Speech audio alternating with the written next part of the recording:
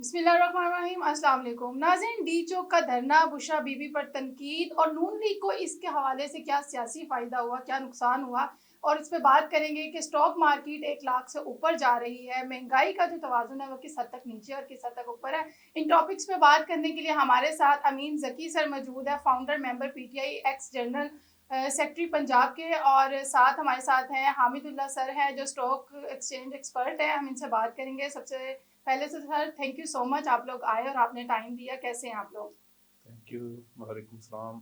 Sir अमीन, आपकी तरफ आऊंगी मैं। डी चौक के धरने के हवाले से बात करेंगे। बुशरा बीबी पे बहुत तनकीद की जा रही है, क्या कहेंगे इस हवाले से कि तनकीद किस हद तक जो है वो जायज़ है?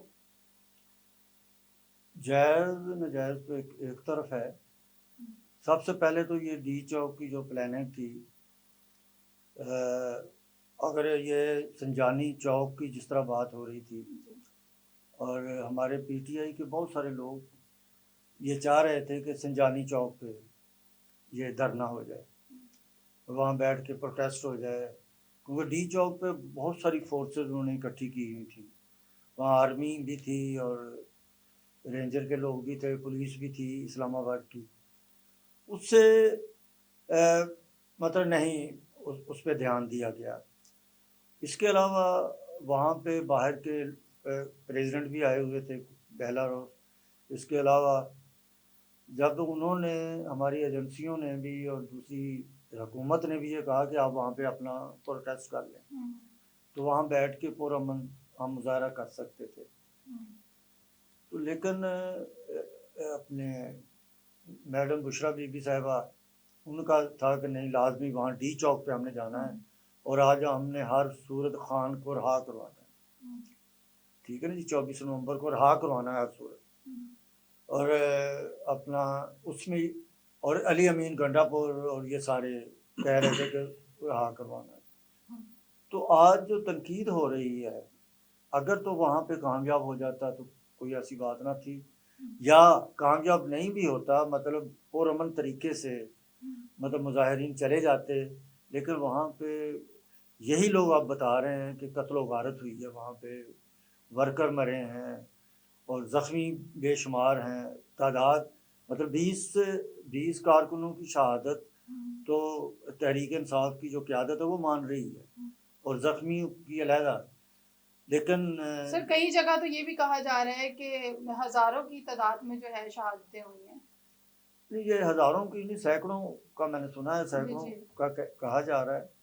लेकिन एक ये भी तहरीक इंसाफ की तरफ से एक ऐसे सवालात उठ रहे हैं कि ये वहाँ तक पहुँचने नहीं दे रहा है, गवर्नमेंट पहुँचने नहीं दे रही, जहाँ पे लाशें पड़ी हैं या ज़ख्मी लोग पड़े हुए हैं, तो उन तक जाने नहीं दे रहा है। इसलिए इस वक्त सही तादाद जो है ना, उसका नहीं पता चल रहा। लेकिन ये मैं पीटीआई की बता रहा हूँ बात, कि वो मान रहे हैं कि 20 आदमी शहीद हुए हैं, 20 वर्कर शहीद हुए हैं। मीन्स कि आप कह रहे हैं कि जो सोशल मीडिया और तमाम तर जो खबरें जो है गर्दिश कर रही हैं कि हज़ारों और सैकड़ों की तादाद में शहादतें हुई हैं, वो कहीं ना कहीं थोड़ी सी गलत भी है। मतलब मैं ये, इसको इस तरह आप कह सकते हैं कि अगर 20 नहीं तो 40-50 वर्कर शहीद हुए हैं। तो जो अब तनकीद शुरू हो रही है क़यादत पे, और क़यादत वहाँ पे पंजाब की क़यादत तो बिल्कुल वहाँ मौजूद नहीं थी। ठीक है। ये वर्करों को इश्तियाल दिलाते रहे, वर्करों को कहते रहे कि आज 24 नवंबर को इमरान खान जेल से बाहर आ जाएंगे। वर्कर जो होता है वो जज्बाती होता है। वर्कर ने अपनी लॉयल्टी जो पीटीआई के साथ है, उन्होंने अपनी पूरी लॉयल्टी निभाई है वर्कर, लेकिन क़यादत जो है वो इधर उधर छुप गए हैं जाके, और आज वो बयाना दे रहे हैं। तो उन्हें इस बात को, अपनी इससे तर्ज अमल को उन्हें सोचना चाहिए। तो सर क्या कहना चाहेंगे कि नून लीग को सियासी फायदा हुआ है या नुकसान हुआ है एहतजाज को इस तरह से ख़त्म करवा के? नहीं, ये जो भी मौजूदा गवर्नमेंट होती है ना, जब वो एहतजाजों पे काबू पा लेती है तो अल्टीमेट उसे फ़ायदा तो होता है वक्ती तौर पे, लेकिन इसके जो दूरअसल नतैज होते हैं वो ठीक नहीं होते। क्योंकि जमहूरियत है, हर जमहूरी मुल्क में हर सियासी वर्कर को ये राइट है, आइन उसे इजाज़त देता है कि वो अपने मुतालबात के लिए वो मुजाहरा कर सकता है, मुजाहरा करे, और हुकूमत को बर्दाश्त करना चाहिए।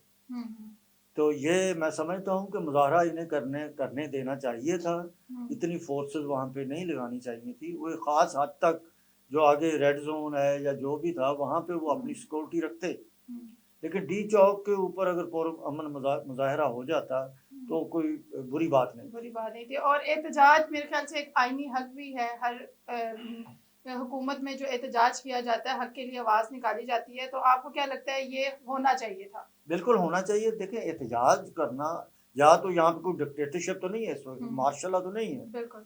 मतलब हम जमहूरियत तो कह सकते हैं ना। हाँ, तो जमहूरियत में अवाम को राइट दिया जाता है कि अगर ठीक है। उन्हें कोई प्रॉब्लम है तो वो बाहर आके सड़कों के ऊपर आके वो एहतजाज करें। एहतजाज आप देख लें बाहर यूरोप में कितनी आज़ादी है, वहाँ पे भी लोग करते हैं, अमेरिका में करते हैं, इंग्लैंड में करते हैं, तो वहाँ पे भी एहतजाज होते हैं। लेकिन यहाँ पे डिक्टेटरशिप होती है, वहाँ पे नहीं करती अवाम एहतजाज, लोगों ने तो दबा दिया जाता है, उनकी आवाज़ को दबा दिया जाता है। ठीक है। मीन्स सादिया, आप इसमें अगर थोड़ा सा आप इजाज़त दें मैं जी, ऐड जी, जी करूं, सर, ज़रूर। तो जब इमरान खान की गवर्नमेंट थी तो PDM 1 जब होती थी तो वो 15 दिन या 14 दिन उन्होंने एहतजाज किया था। अगर आपको याद हो, बारिश हुई तो इमरान खान ने CDA को और हेल्थ वाले जो वहाँ पे हॉस्पिटल या लोग थे उनको ये कह दिया था कि जी इनके लिए प्रॉपर बंदोबस्त करें, सर्दी का मौसम है, वहाँ पे जाके मेडिकल कैंप लगाएं और खेमे जो है जो हो सकता है वो करें। जी, जी, हालांकि ऐसे उस वक्त के याद अगर है। नारे आपको याद हों जी। तो वो बार बार यही कह रहे थे कि हम जब चाहें वजीर आजम को गिरबान से पकड़ के यहाँ नीचे उतार देंगे। पार्लियामेंट के सामने ही ये सारा कुछ हो रहा था, लेकिन उन्होंने जो है ना अपना एक अच्छा जो है ना जेस्चर दिया और उस चीज़ को बिल्कुल जो है ना इंतशार की तरफ नहीं जाने दिया। तो अभी भी ऐसा कुछ नहीं होना था। और पहले अगर आप देखें जब लोग डी चौक पहुंचे तो आर्मी की तरफ से ऐलानात हो रहे थे कि जी आप आएँ, पुरअमन रहें, पाक आर्मी अपने लोगों के ऊपर बिल्कुल जो है ना गोली नहीं चलाएगी, कुछ भी नहीं होगा। लेकिन अनफॉर्चुनेटली बाद में अगर देखें कंटेनर पे एक बंदा नमाज पढ़ रहा है उसको नीचे गिराया गया। और जो इंसाफ जो हेल्थ वाली इनकी वो है ऑर्गेनाइजेशन है तहरीक सर इंसाफ गोली की, की बात कर रहे वो हैं ये तो कह रहे हैं कि हाँ, कोई 400 से ज्यादा उन्होंने लिस्टें फौरी तौर पे जो जमा की थी वो शहीद हुए हैं बकौल उनके, और इस तरह हजारों जो है वो जख्मी हैं और काफी सारे वो लोग हैं जिनका अभी तक कोई पता नहीं चल रहा कि वो कहाँ पे, अभी वो डाटा इकट्ठा कर रहे हैं। तो ये अच्छा नहीं हुआ जो भी हुआ मुल्क के लिए। इस तरह की जो चीजें हैं ये बहुत बड़ा सान्या है कि अब इस पूरी दुनिया में इस वक्त जो है ना जगहसाही हो रही है। अगर आप देखें ऑस्ट्रेलियन पार्लियामेंट में हो रहा है, कैनेडियन पार्लियामेंट में हो रहा है, इंडिया मीडिया जो है इसको इतना हाईलाइट कर रहा है कि पाक आर्मी के पास और कोई काम नहीं है कि अपने लोगों पे चढ़ दौड़ी है और अपने लोगों की अमवात की जिम्मेदार वो ठहरी है। हालांकि पाक फौज का तो काम है बॉर्डर मैनेजमेंट, बॉर्डर से जो दहशत गर्दी हो रही है उसको कंट्रोल करना। लेकिन ये जो कुछ हुआ है ये पाकिस्तान के लिए बिल्कुल अच्छा नहीं हुआ और स्पेशली हमारी जो फौज है उसको बहुत ज्यादा जो है ना इसमें बदनामी मिली है, जो कि नहीं होनी तो चाहिए। सर क्या पाक कहना फौज ही चाहेंगे? हमारा सर का ताज है और उसके ऊपर इस तरह की जब बातें होंगी तो मुल्क का बहुत ज्यादा नुकसान हो रहा नुकसान है। ये होगा। जो पोलिटिकल इस वक्त फोर्सेज हैं इनको तो इस चीज से कोई फर्क नहीं पड़ता। उन लोगों सर ने तो आपने बल्कि बात की ना ज्यादा। गोलियों की हाँ, कि जिस तरह से पीटीआई के कारकुनान को भी गोलियां लगी और रेंजर्स भी बीच में थे, तो यूनिफॉर्म में भी आपको पता है कि पुलिस वालों को गोलियां लगी, रेंजर्स की भी शहादतें हुई। तो इस हवाले से आप क्या कहेंगे? जहाँ पे पीटीआई के कारकुनान शहीद हुए हैं वहां पे रेंजर्स और पुलिस वालों को भी गोलियां लगी। नहीं देखें, जो लोग आए हुए थे उनके पास तो ऐसी कोई चीज नहीं थी ना। वो जब शेलिंग हो रही है और फायरिंग हो रही है तो उससे अगर किसी को, अब एक हवालदार साहब जो शहीद हुए हैं अगर उसका एक वीडियो क्लिप अवेलेबल है कि PTI वाले यानी उसको वो टेक केयर कर रहे, उसको रेस्क्यू कर रहे थे और वो बंदा शहीद हो गया, तो अगर हम वो कहें कि नहीं वो PTI वालों ने मारा है या धरने वालों ने मार दिया है, तो इस तरह नहीं है। और दूसरा कि जो लोग आए होते हैं उनके पास जाहिर है इस तरह की कोई इक्विपमेंट तो होते नहीं है कि वो उनके पास ज्यादा क्या थी, वो ले लेती, छोटे मोटे डंडे थे या झंडे के अंदर जो डंडा होता है, तो उससे किसी की डेथ होना जो है ना पॉसिबल नहीं है। लेकिन जब वो इतनी ज्यादा शेलिंग होती है, इतनी ज्यादा फायरिंग होती है, तो वो उससे कोई किसी को भी लग सकती है। उसमें ये नहीं है कि PTI वाले ने मारा है, वो अपनी फायर से भी लग सकता है। और जिस तरह उन्होंने अगर इस तरह करना होता धरने वालों ने, तो एक जो अमेरिकन बंदे के पास गन थी उसको उन्होंने पकड़ा है बंदे को, तो उसको यूज कर सकते थे, लेकिन उसको उस बंदे को भी रेस्क्यू किया और गन उनको वापस की है। ठीक है सर, अमीन सकी आपके तरफ आऊंगी कि जैसे कि सर ने कहा कि पीटीआई कारकुनान के पास कुछ भी नहीं था सिवाय डंडे थे और इस तरह से जो मारा मारी हुई है, तो ये भी दिखाया गया है कि उनके पास से कहीं ज्यादा असला भी बरामद हुआ है और बहुत सारी ऐसी चीजें हुई हैं। क्या कहना चाहेंगे आप? इसमें ये है कि जब इतने बड़े प्रोटेस्ट होते हैं ना, उन प्रोटेस्टों में तखरीबकार और इस तरह के पाकिस्तान के अंदर जो एक केपी के अंदर भी डेली कोई ना कोई कितनी ये दहशत गर्दों के साथ लड़ाइयाँ झगड़े हो रहे हैं। मतलब हमारे आर्मी अभी फोर्सेस 12 चनार में देख लेना, हाँ, कुछ वो 400 भी लोग बंदा मर जो है रहे ना हैं, शहीद हुआ है। शहीद हो रहे हैं हमारे फौजी भी, और उस तरफ से भी मारे जा रहे हैं। तो ये بعید नहीं होता कि जब इतना बड़ा प्रोटेस्ट हो उसमें वो लोग ना आ जाएं, ठीक है, क्योंकि और ये मुझे ऐसे ही लग रहा है कि उन लोगों की शरारत थी ठीक है, जो हमारे ये फोर्सेस के कुछ लोग शहीद हुए हैं। ठीक है। अच्छा सर, मैं आपसे ये भी पूछना चाहूँगी, जैसे कि इमरान खान साहब ने कहा कि अमीन ज़की साहब आपसे मुखातिब हूँ, जी कहा गया ये कि फाइनल कॉल थी ये। आपको क्या लगता है जिस तरह से एहतजाज जो है वो ख़त्म हो गया और इमरान खान साहब ने फाइनल कॉल कह के लोगों को कहा कि वो बाहर निकलें, तो आपको क्या लगता है कि अगर दोबारा इमरान खान साहब जो है वो कॉल देते हैं तो लोग दोबारा बाहर आएंगे? और क्या मुस्तकबिल होगा पीटीआई का जो है बतौर सियासत? अच्छा, ये जो है ना फाइनल कॉल, ये इमरान खान ने नहीं दी फाइनल कॉल। अच्छा, ये मुजाहरे तो होते रहते हैं, करती है सियासी पार्टियां, करती हैं मुजाहरे। ठीक है। ये बाहर आके जो हमारी मौजूदा क़यादत है, ख़ासकर वकला जो हैं, जो कि अच्छे वकील तो ज़रूर हैं लेकिन अच्छे पॉलिटिशियन नहीं हो सकते, जो कि इस प्रोटेस्ट में ज़ाहिर हो गया। अगर वो पॉलिटिशियन होते तो वो सबसे पहले डी चौक पे होते। ठीक है, अगर फाइनल कॉल थी तो वो डी चौक पे होते, वो डी चौक पे नहीं थे। ठीक है। इसका मतलब ये कि खान साहब ने ये फाइनल कॉल नहीं दी थी, एक मुजाहरा था, और उस मुजाहरे में यही एक डिमांड थी कि इमरान खान को और बाकी जो पार्टी के वर्कर जेलों के अंदर बंद हैं उनको रहा करें। सिर्फ इमरान खान अकेला अपने आप को नहीं कहते, इमरान खान तो सबको कह रहा है कि सबको रहा करो, ये बेगुनाह सर, है। बैरिस्टर गौहर ने भी आप गुफ्तगू की मीडिया से, तो भी उनका भी यही एक अल्फाज थे कि हम इमरान खान साहब की तरफ से बड़े पुरुमीद हैं और हमें उम्मीद है कि उनकी रिहाई भी हो जाएगी और ये फाइनल कॉल है, डी चौक पहुंचेंगे और इंशाल्लाह सब अच्छा होगा। और एक तरफ आप कहते हैं ये फाइनल कॉल नहीं थी, तो क्या ये इसमें मुतजाद नहीं है? नहीं, हाँ, नहीं, बिल्कुल इन्होंने, मतलब मैं समझता हूँ ये जितने वकला थे, जो हमारी क़यादत है इस वक्त वकला की, उन्होंने मिसगाइड किया है वर्कर। ठीक है, उनको इश्तिहाल दिलाया है कि ये आखिरी कॉल है, ठीक है, कि आखिरी कॉल तो कोई भी नहीं होती, ठीक है। ठीक है ना। और ये गलत इन्होंने, अगर आखिरी कॉल थी तो खुद क्यों नहीं थे वहाँ पे? यही मैं कहता हूँ, वो खुद तो नहीं होना चाहिए था ना फिर वहाँ, कि अब इसके बाद तो कॉल नहीं आएगी। तो अब इसका मतलब ये था कि उन्हें पता है ना कि अभी बार बार मुजाहरे होंगे, एकदम वो रहा नहीं हो जाएंगे। तो ये इमरान खान को भी जेल में जाके मिसगाइड करते हैं, इमरान खान को असल हक़ाइक़ नहीं बताते, जिससे ये परेशानी होती है। ठीक है। सियासी लोगों को ये मिलने नहीं दे रही गवर्नमेंट। सियासी लोग जाएं तो वो सियासी बात करेंगे उनसे जाके। सर, अली अमीन गंडापुर के हवाले से बात करें तो उन्होंने भी बयान दिया है मीडिया को कि अभी भी धरना जारी है और हम इसको तब तक जारी रखेंगे जब तक हमारे मुतालबात पूरे नहीं होते। नहीं, वो धरना वो इसलिए कह रहा है कि जिस तरह केपी के लोग शहीद हुए हैं उनको कैसे मुतमईन करे वो। मतलब इस तरह ये बहुत बड़ा जुल्म हुआ है, ये जो 24 नवंबर का था धरना, कि इतने वर्कर मारे गए हैं, इतने वर्कर जख्मी हुए हैं, उनके घर वालों का क्या हाल है। तो ये मतलब बड़े दुख और दर्द की बात है। मैं समझता हूँ कि ये इनको ऐसे नहीं करना चाहिए था। ठीक है, मीन्स के एहतजाज होना चाहिए लेकिन पुरअमन तरीके से होना चाहिए। सर हामिदुल्लाह, आपकी तरफ आऊंगी, स्टॉक मार्केट के हवाले से बात करेंगे कि ऊपर चली गई है, 1 लाख से ऊपर क्रॉस कर गई है, तो क्या कहना चाहेंगे महंगाई के हवाले से? आम आदमी के लिए जो है ये एक बड़ा मसला है, क्या कहेंगे? स्टॉक एक्सचेंज के साथ जो रेलेवेंट लोग हैं ना, वो तकरीबन 1.5 से 2 लाख हैं पूरे यानी पाकिस्तान से। तो स्टॉक एक्सचेंज का महंगाई के साथ या ओवरऑल इकोनॉमी के साथ कोई लेना देना नहीं है, वो एक सेगमेंट है जो कि इस वक्त पाकिस्तान का जो बजट है साल 2024-25 का, वो तकरीबन 18 खरब का है। तो इस वक्त जो करंट साइज है स्टॉक एक्सचेंज का वो है 32,000 मिलियन डॉलर, जो कि 88 करोड़ बनता है, यानी जो बजट है हमारा उसका 5 टाइम है। वो एक अच्छी चीज़ है, लेकिन अगर उसको हम इसके साथ को रिलेट करें कि महंगाई या पाकिस्तान को बहुत तरक्की कर गया, तो वो ऐसा सच नहीं है। तो पाकिस्तान ने तरक्की करनी है जब आपकी एक्सपोर्ट बहुत ज़्यादा होनी है, जब आपकी इंपोर्ट कम होनी है, एक्सपोर्ट ज़्यादा होनी है, जब आपका ट्रेड बैलेंस जो है वो बेहतर हो जाएगा।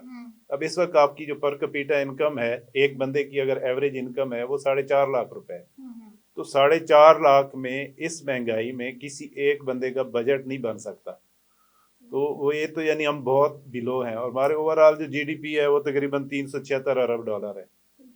उसी को 25 करोड़ आवाम पे अगर करते हैं तो आपका $1500-1600 पर कैपिटा इनकम बनती है। तो उसमें तो एक आम बंदे की फैमिली जो है वो गुजारा नहीं कर नहीं कर सकती। सकती, मतलब आम आदमी को फर्क पड़ रहा है कि नहीं पड़ रहा? नहीं, स्टॉक एक्सचेंज का आम आदमी से कोई लेना देना नहीं। अब मैं हम्म, आपको बता देता हूँ जी जी कि इसमें टोटल जो है ना तकरीबन जो सहूलत अकाउंट है सीडीसी के वो 57,000 है। ठीक है इंडिविजुअल इन्वेस्टर 78,000 हैं। जो कॉर्पोरेट इन्वेस्टर हैं वो तकरीबन 2300 हैं। ठीक तो इतने लोगों से आप बता दें कि इकोनॉमी पे क्या फर्क पड़ेगा या इससे क्या फर्क पड़ना है। ठीक है। लेकिन एक ये तो लास्ट भी एक प्रोग्राम हमने किया था इसी पे, तो उस वक्त मैंने आपको बताया था कि जो हमारे इकोनॉमिस्ट हैं उनका ये जो है ना प्रिडिक्शन है कि 30 जून 2025 तक हमारी जो स्टॉक एक्सचेंज है वो 1,25,000 तक जानी है। ठीक तो है। वो ऑलरेडी यानी उसी हिसाब से चल रही है। लेकिन इसका अगर हम टोटल इकोनॉमी की बेहतरी अगर कहें तो वो बिल्कुल इससे तो नहीं सर है। माशी जो अशारिये हैं, आपको क्या लगता है, क्या नुवीद सुना रहे हैं कि क्या सच में सब कुछ ठीक हो रहा है और जिस तरह से एहतजाज भी हो रहे हैं और इम्पैक्ट पड़ रहा है?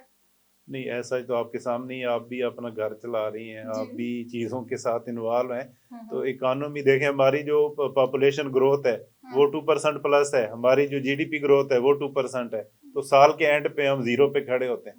जब तक आपका 7-8% जो है ना जीडीपी ग्रोथ नहीं होती, आप आबादी को जो है ना, क्या हमारा एक यानी देखना इस्लामी मुल्क है, हम उस हिसाब से पॉपुलेशन के ऊपर नहीं सोचते। हमारी इस वक्त पॉपुलेशन जो ग्रोथ रेट है वो ऑलमोस्ट 2% है, और आपकी जो जीडीपी ग्रोथ है वो भी 2% है। साल के बाद आप वहीं ना वहीं पे खड़े हैं। जितनी आपकी जीडीपी बढ़ती है उतने आपके बंदे बढ़ जाते हैं, तो आप जीरो ग्रोथ है आपकी। ठीक है। तो हमें सबसे पहले जो है ना गवर्नमेंट को फोकस होना चाहिए कि हम कन्वेंशनल जो एक्सपोर्ट है उससे निकल के हम नॉन कन्वेंशनल एक्सपोर्ट की तरफ जाएं, ग्लोबल जो कंपटीशन है उसका हिस्सा बने।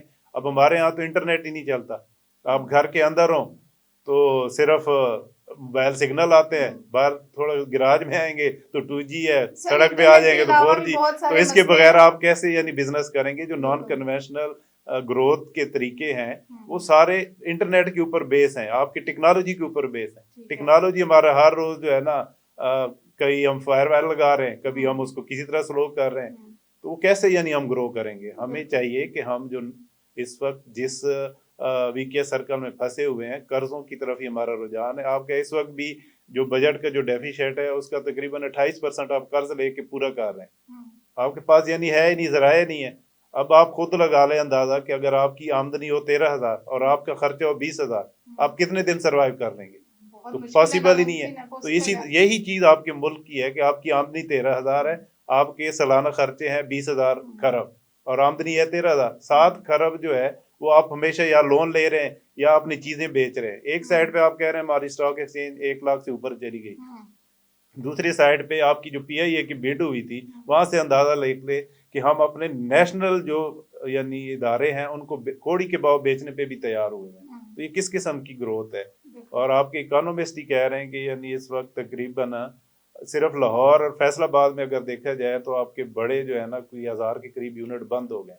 तो उससे कितनी बेरोजगारी आएगी, उससे वो लोग कहाँ जाएंगे? उनका जो फैमिली स्ट्रक्चर है वो तबाह हो जाएगा। इसी तरह आपका रूल ऑफ लॉ जो है उस पर प्रेशर पड़ेगा। जाहिर है लोगों के पास जब इनकम नहीं होगी वो क्या करेंगे? अपना घर तो चलाना है ना हर बंदे बिल्कुल ने। ऐसा ही है। सर मैं अमीन ज़की साहब आपकी तरफ आऊँगी, और सर हामिदुल्लाह आपसे भी ये सवाल पूछना चाहूँगी। जुडिशरी को क्या हल निकालना चाहिए? ये जिस तरह से एहतजाज होते हैं, लोग सड़कों पे निकलते हैं, फिर घरों को चले जाते हैं, मारा-मारी होती है और दोनों तरफ ही नुकसान हो रहा है। अगर आप रेंजर्स और पुलिस के हवाले से बात करें तो वो भी अपने लोग हैं, पीटीआई के कारकुनान हो तो वो भी अपने लोग हैं, सभी अपने हैं, तो हम एक-दूसरे को मार रहे हैं और बाहर एक इमेज जो है वो बहुत गंदा जा रहा है। तो अमीन ज़की साहब क्या कहना चाहेंगे? ये बड़ा अच्छा सवाल किया है आपने। देखें, ये 9 मई का वाक़या जो बार-बार बात करते हैं, जी। 9 मई को 1.5 साल हो गया। 1.5 साल के अंदर ये कोर्ट्स के अंदर, मुख्तलिफ कोर्ट्स के अंदर ये सारे गए हुए हैं। 1.5 साल में कोई फैसला नहीं हुआ। अभी आके फर्द जुर्म कुछ लोगों पे लगी। ये 1.5 साल से मतलब के अंदर फैसले हो जाना चाहिए थे कि जो बेचारे वर्कर, मतलब हज़ारों की तादाद में वर्कर जेलों के अंदर बंद हैं, जो बेकसूर हैं, बेगुनाह हैं, उनको तो छोड़ देना चाहिए ना। और जो गुनाहगार हैं उनकी जो भी सज़ा बनती है, जिन्होंने मतलब कोई इस तरह का अगर फेल हुआ है उनसे, हम्म, तो उनको जो भी सजा बनती कानून में दें। लेकिन ये जुडिशरी का रोल होना चाहिए। आपने बड़ा अच्छा क्वेश्चन किया है कि वो जल्द अज जल्द इनके फैसले, बेगुनाहे तो वहाँ से चले जाएं ना। बिल्कुल।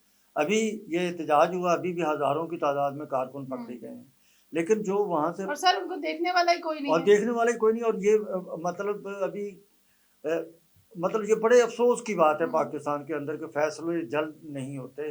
कारकुन बेगुनाह जेलों के अंदर सड़ रहे हैं, और वो बेचारे बहुत सारे गरीब वर्कर हैं कि गरीब उनके वर्ग घर का चूल्हा बंद हो गया है। बिल्कुल। मतलब वो किस तरीके से उनकी फैमिली जो है गुजारा करती हैं। हम्म, मेरी ये अपील है अदालतों के अंदर आपके चैनल की वसातत से कि जल्द अज जल्द फैसले करें, हम्म, ताकि जो बेगुनाह है वो तो अपने घरों को जाएं, अपने जाके अपने माँ बाप, अपने बीवी बच्चों का सहारा बने, उनके लिए हम्म, कोई रिस्क तलाश करें जाके। हम्म। बहुत ये शुक्रिया, बहुत शुक्रिया। सर हामिदुल्लाह क्या कहना चाहेंगे कि बैठ के मुज़ाकरात होने चाहिए, फैसले होने चाहिए, ताकि एहतजाज और ये जो लड़ाई झगड़े हैं, जिस तरह से हमारा एक इमेज जा रहा है बाहर, ये थोड़ा सा बेहतर हो। नहीं, जो पिछला आपका क्वेश्चन था ना जी जुडिशरी जी वाला, तो जी जी। हमारे यहाँ जस्टिस सिस्टम जो है ना टोटल डैमेज हो गया। हम्म, स्पेशली अब 26वीं तरमीम के बाद तो देखें ना, अभी तक उसके बाद कोई भी एक चीज़ भी बता दें जो हो रही है, हम्म, तो हमारा जो जुडिशियल सिस्टम है वो कोलैप्स कर गया हुआ है। उसको नए सिरे से जो है ना वो करने चाहिए। गवर्नमेंट को भी चाहिए कि जो है ना ऐसे स्टेप्स लें। जस्टिस सिस्टम वो होता है कि वो नज़र आए, इंसाफ अगर होता हुआ नज़र नहीं आ रहा है ना, हम्म, अब आपके ट्रायल पीरियड होता है 60 से 90 डेज।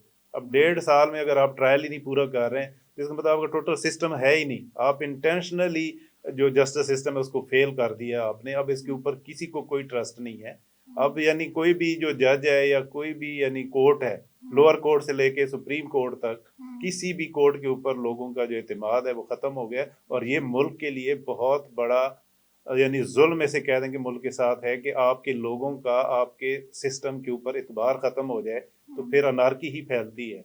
दूसरा है कि बगैर मुज़ाकरात तो कोई काम ही नहीं है। किसी भी जगह पे एंड उसका क्या होना है कि टेबल पे बैठ के ही होना है। लेकिन यहाँ पे दोनों जो साइड, हमारी जितनी भी पॉलिटिकल फोर्सेज हैं, वो इतनी इमेच्योर और सेल्फिश हैं कि अपने अलावा उनको कुछ नहीं नजर आता। जो भी जिस वक्त जहाँ पे बैठा होता है वो समझता है कि मैं अक्ल कुल हूँ।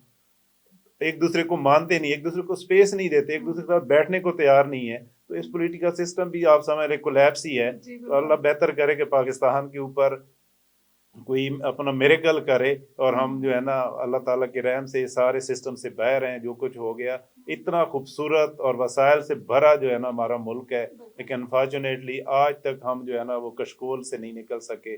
और यही जो है ना हमारी दुआ है अपने मुल्क के लिए, अपने आने वाली नस्लों के लिए, कि अल्लाह ताला उन पे रहम करे और हमारे लिए कोई अच्छी लीडरशिप आए, हम में से आए, और उस मुल्क को जो है ना तरक्की की राह पे गामजन करे।